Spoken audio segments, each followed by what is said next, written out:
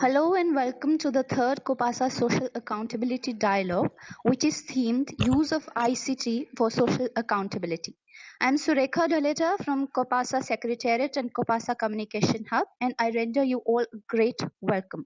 As you all might be aware that Copasah is a global network of accountability practitioners who share a people-centric vision and human rights-based approach to health and human dignity. Copasah launched its Social Accountability series in March this year. The series intends to enrich the field of social accountability with insights and experiences from the field of accountability practice from across the globe.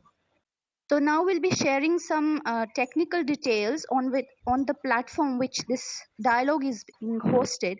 So the dialogue is being hosted on the Blue Jeans platform, and we have shared a participant user guide with you all through our Copasa listserv.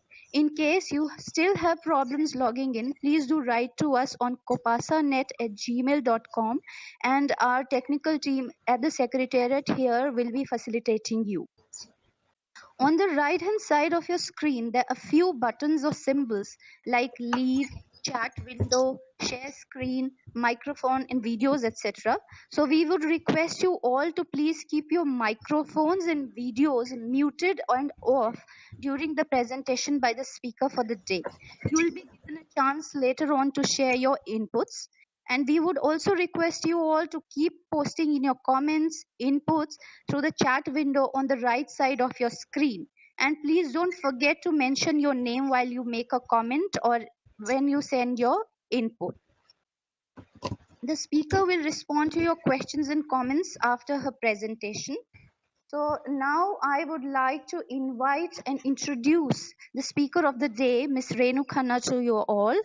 Ms. Khanna is a renowned health rights activist and she is one of the founding members of Copasa. Currently, she is serving as a steering committee member of Copasa. She is a founder trustee of SEHEJ, that is Society for Health Alternatives, based in Vadodara in the state of Gujarat in India. She is a member of several pro-people's networks like the Jan Swasthya Abhiyan, Medico Friends Circle, People's Union for Civil Liberties, Vadodara, and Common Health. So I will now make over to Renuji. I'd like to invite her to begin the session for the day. Renuji, over to you. Okay, thanks a lot, Surekha. And I hope this works nicely. So I am now trying to say hello to all the friends who've joined in. There are several known people, and so I'm really happy that you're on. I thought today we would talk about the use of ICTs for social accountability. And I'm going to speak about the work that Copasa has done. Copasa in India has done some work on this, and we found it really very sort of exciting to do this. And also some work that my own teams have done, SEHEJ teams have done on maternal health accountability. So I thought that first we should begin by looking at how we understand accountability and then proceed from there to ICTs for accountability. So understanding of accountability is relational. It's based on, 1 minute, there's a message I just want to, yeah, okay. Can everybody see my PowerPoint?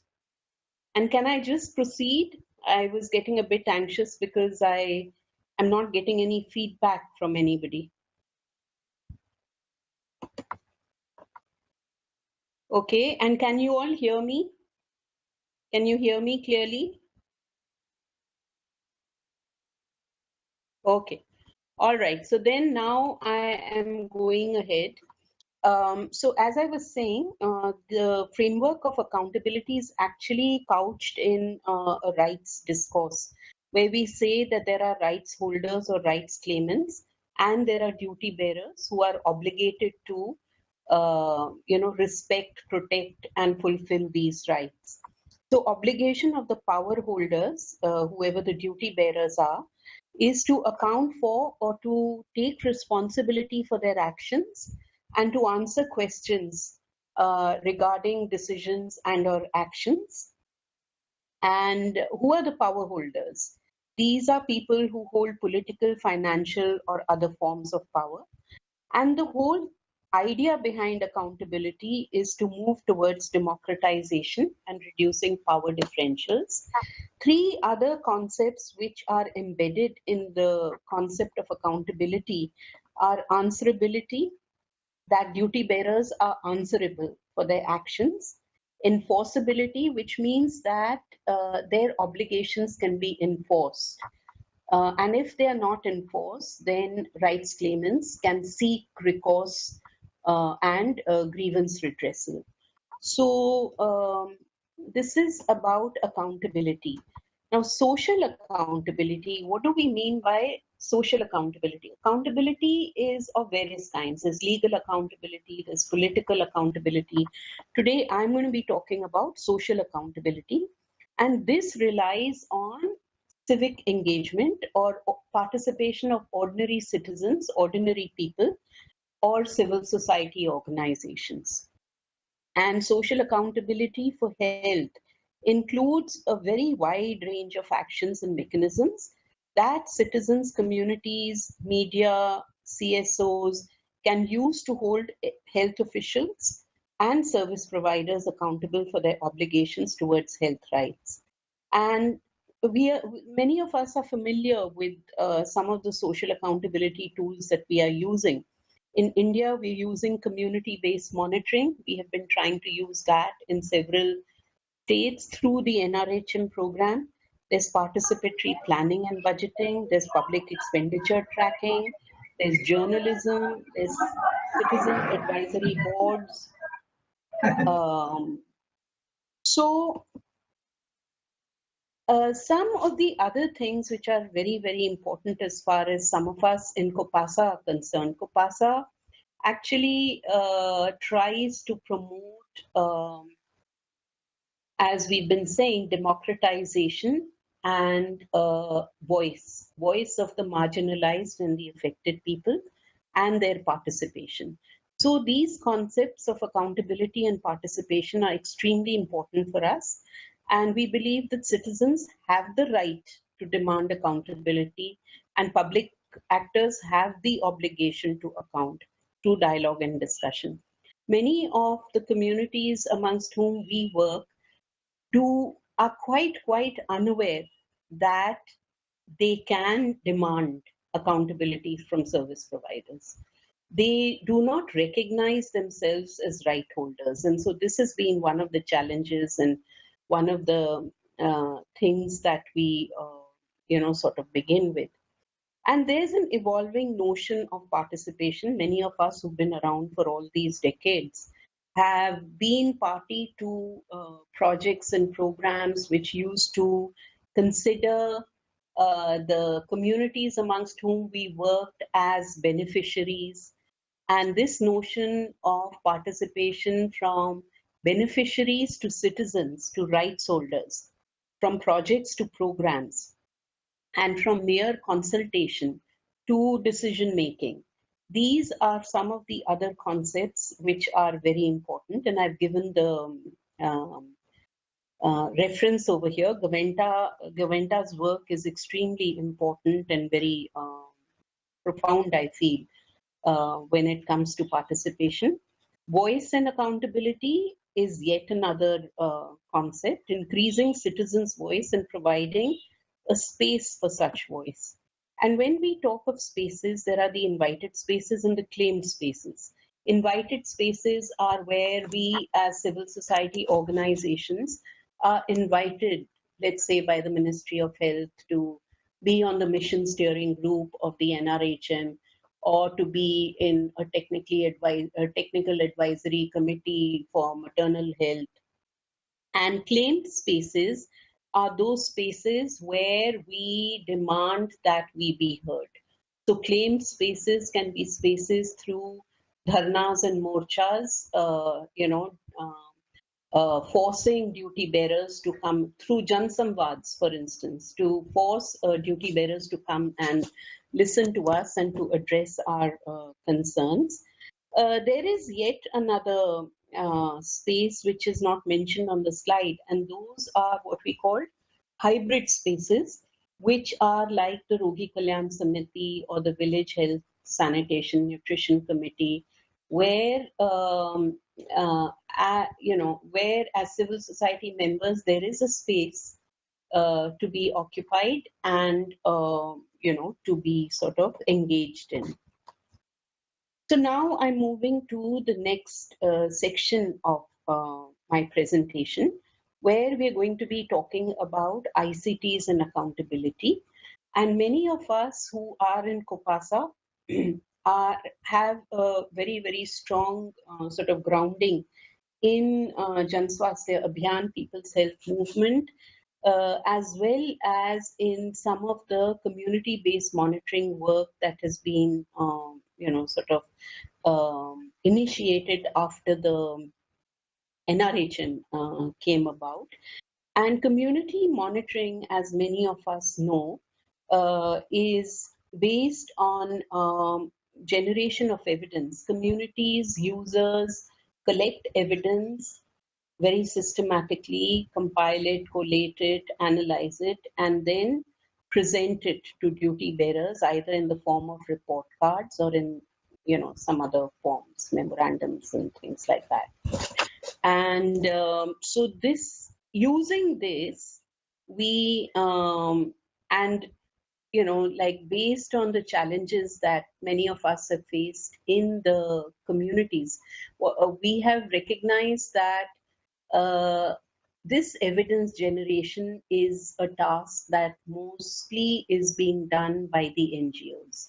The NGOs and the field workers, and very rarely by actual community representatives. So there are mediators in between. And the reason for this is because although we have tried to simplify tools for data collection, for evidence generation, the task is still quite sophisticated and requires a lot of training and capacity building. And so one of the questions which has come up is that can we have another kind of evidence? What are the other kinds of evidence that we can use? So that is one of the questions that we try to address through this ICT's work. And the other thing is our quest for democratization. We recognize that technology and information communication technologies are lie with a certain select population, and the use of those, the knowledge of how to use it is with a certain group of people. And although we know that mobile phones are now, quite widely being used, so the other quest that we had was that can this digital divide be bridged by this work on ICTs and accountability? And the last point here is that we were wondering whether directly, the direct participation and voice of affected groups, whether that can work. So, with that background, I'm going to describe now Copasah's efforts of the use of ICTs and accountability that we have done. I just want to check with you, is everybody able to hear me? I don't have any feedback. Uh, can you hear me?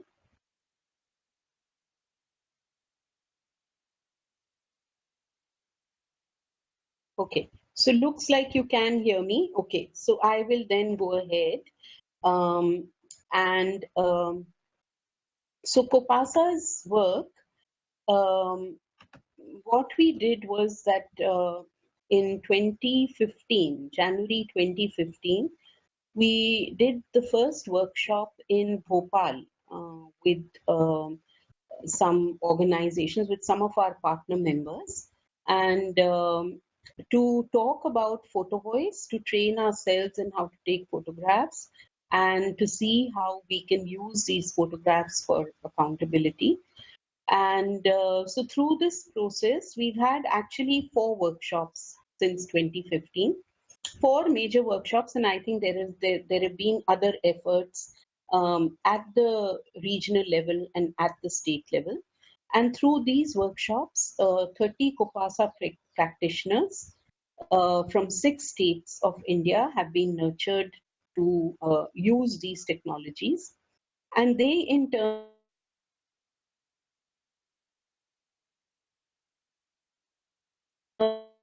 have gone back to their gathering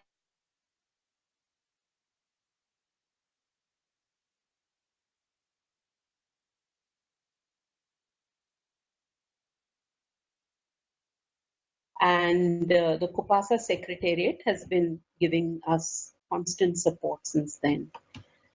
So this is the second workshop. This was the second workshop in Baroda. This that you see over here is the output of the first Bhopal workshop.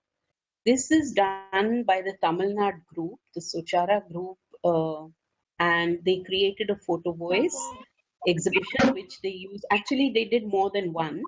They created more than one, and then they use this for advocacy. So this is a second workshop where we have come back to present our work, what we did in the last 5 months, as well as to move ahead with how to make short films. So this is Vinay, who is teaching us about filmmaking. And so this is the same workshop where participants are learning how to handle cameras.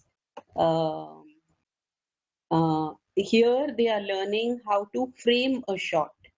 Bhav and Sambit, who were the trainers in this workshop, were teaching participants to how to frame a shot, and so you see participants over there with their hands, with their palms, spread out.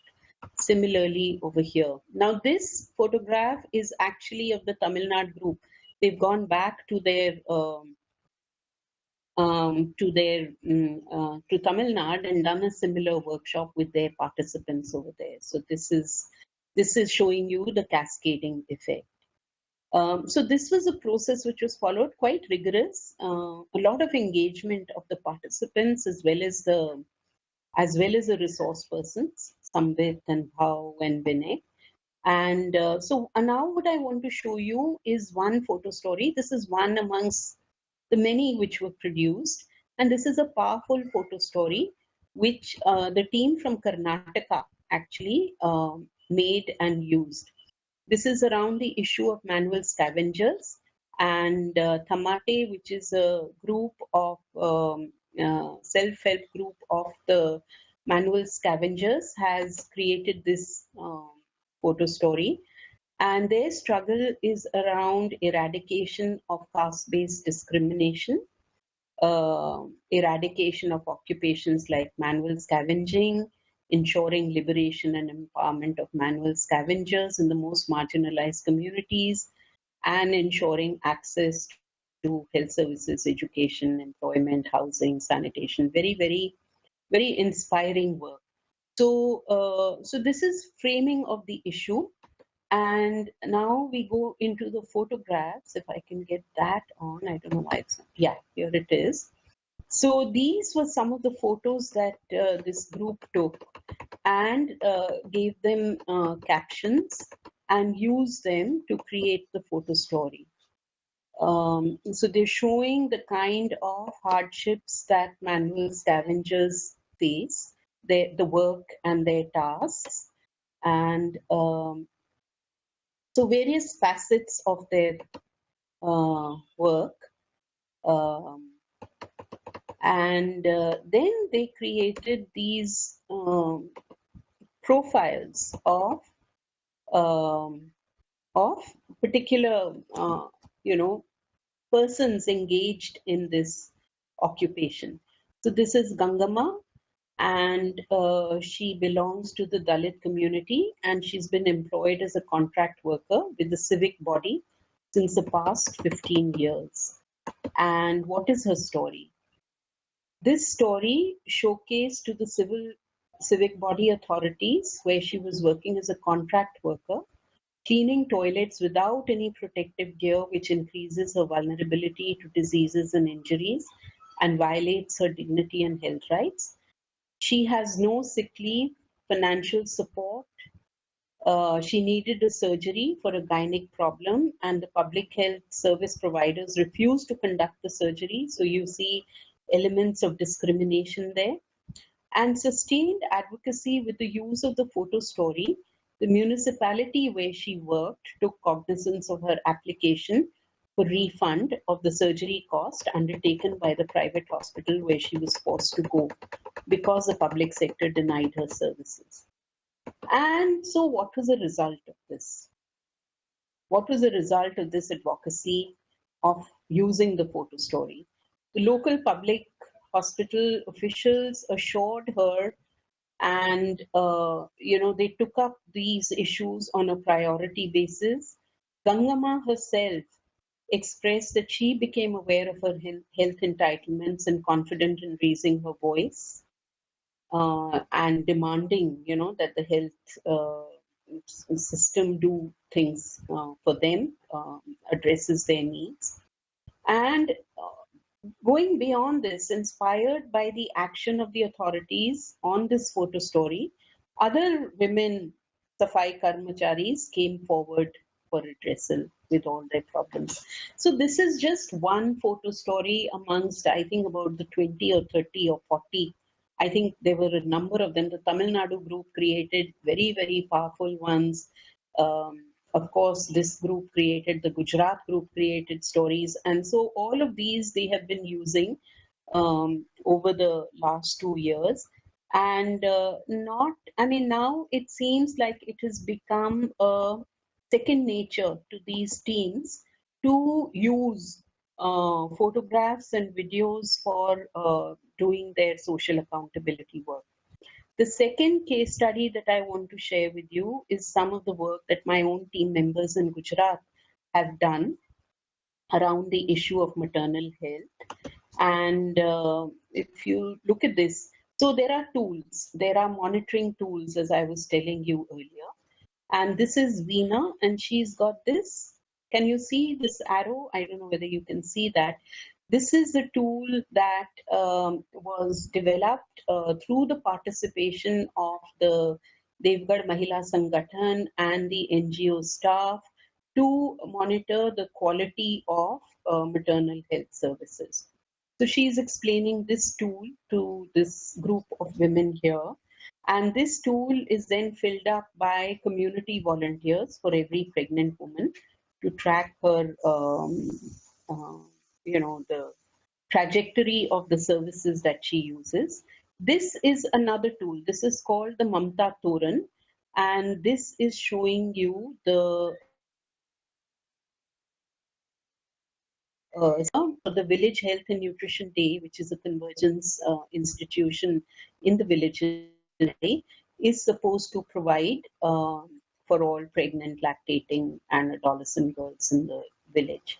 And so here Sunita is explaining, through the Mamta Toran, the services that women can get.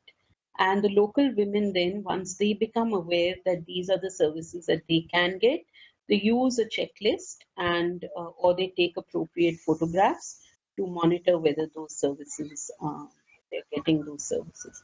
So here is one Anganwadi in Panchmahal's district where they have taken a photograph to show, where is the attendance of this? Look at this. There are only three pairs of slippers over there.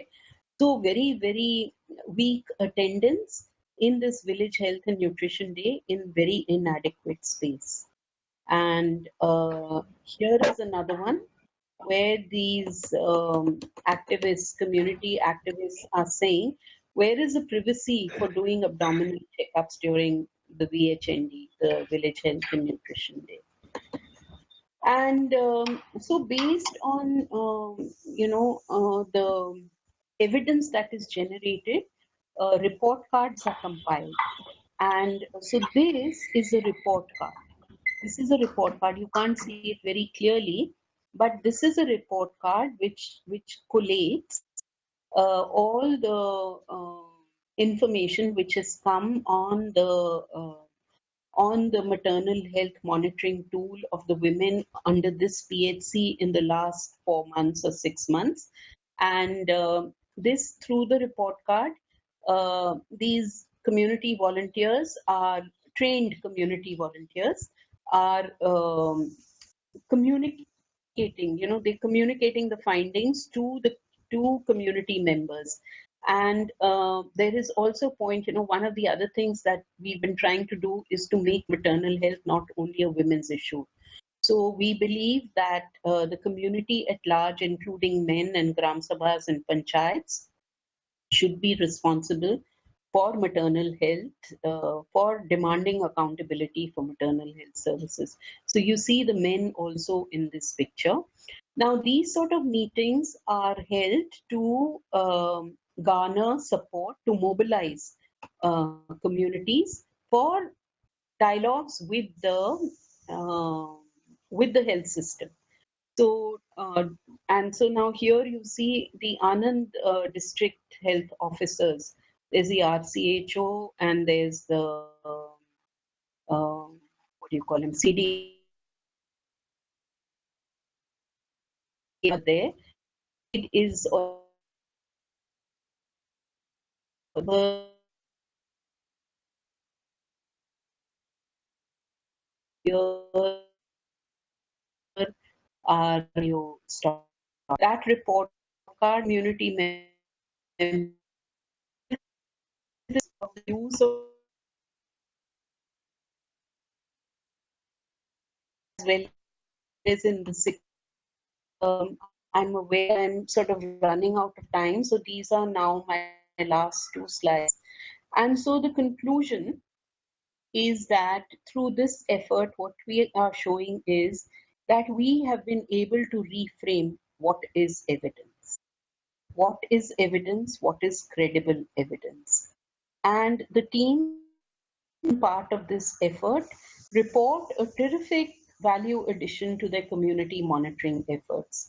They say that the visual evidence is so powerful, both for the communities as well as for duty bearers.